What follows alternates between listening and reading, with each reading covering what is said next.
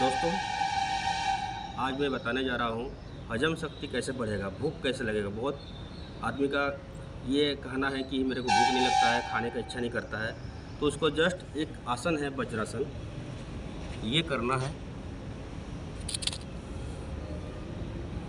कैसे बैठना है देखिए, ये दोनों पैर हैं, ये भाग जो है ना, ये ऐसे बैठ जाना है, ऐसे वज्रासन। इसमें 10 से 15 मिनट बैठना है आपको। इससे क्या होगा, आपको जो पेनक्रियाज है ना उसको एक्टिवेट कर देता है।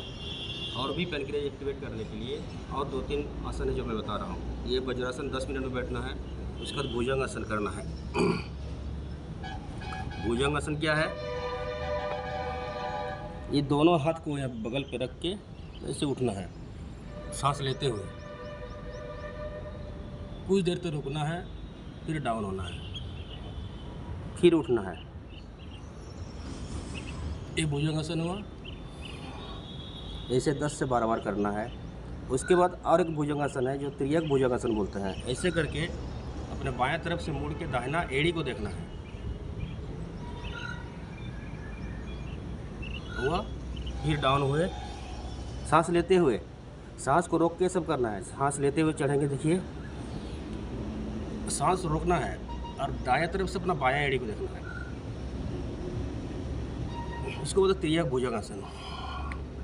और एक भुजंगासन है जिसमें देखिएगा मैं अपना पूरा बॉडी को उठाऊंगा, अपना पंजा और हाथ सिर्फ ज़मीन पे रहेगा, टिका हुआ रहेगा। उठे, पूरा बॉडी को उठाए, पंजा और हाथ सिर्फ अपना ज़मीन को टच कर रहा है। ऐसे करके रहिएगा कुछ देर, पूरा बॉडी वाइब्रेशन होगा आपका। पूरा बॉडी वाइब्रेशन होने से ब्लड सर्कुलेशन आपका बढ़ जाएगा। ऐसे वैसे 5 से 7 बार कीजिए इसको भी। इसके बाद पवन मुक्तासन। पवन मुक्तासन में क्या करना है, ऐसे लेटना है, पीठ के बल, पीठ के बल लेट के दोनों घुटना को उठाना है और अपना माथा को भी उठाना है और नासिका को अपने घुटने में सटाना है। ये देखिए, सांस को बाहर किए करके घुटना को सटा रहे हैं अपना नाक में,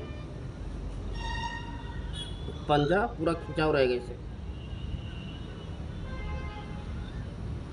इस टाइप का करना है। इसको बोलते हैं मंडूकासन। ये भी आपका डाइजेस्टिव सिस्टम को पूरा एक्टिवेट कर देगा। ये हुआ है पवन मुक्तासन।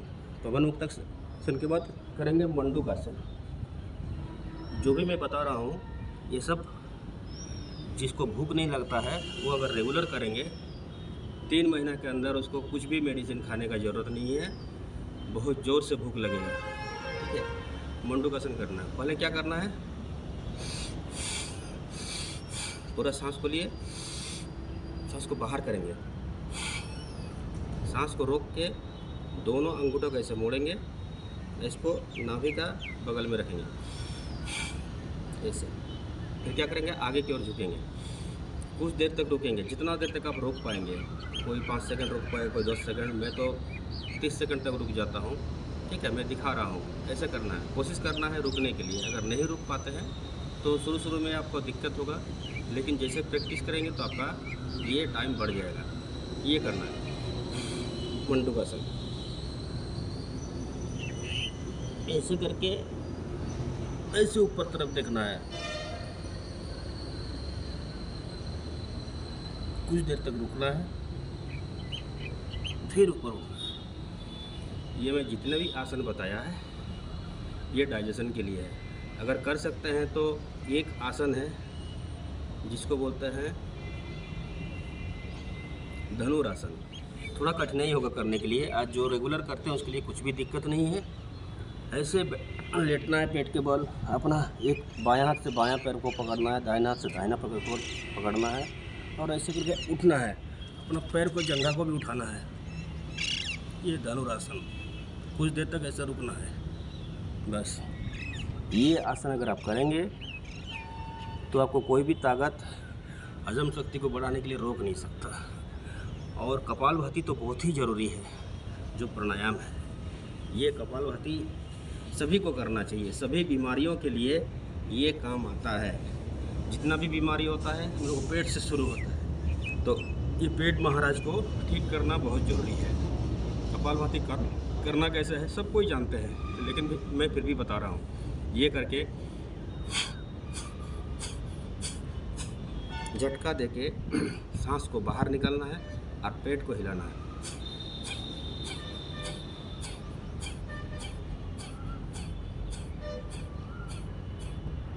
ऐसे करना है।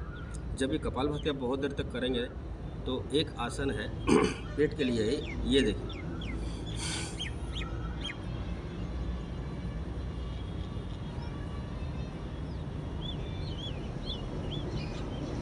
ये आसन ये करना है आपको। एक सांस में रोक के 40 बार करना है। देखिएगा आपका डाइजेशन सिस्टम बहुत ज़्यादा इम्प्रूव हो जाएगा और आपको बहुत भूख लगने लगेगा।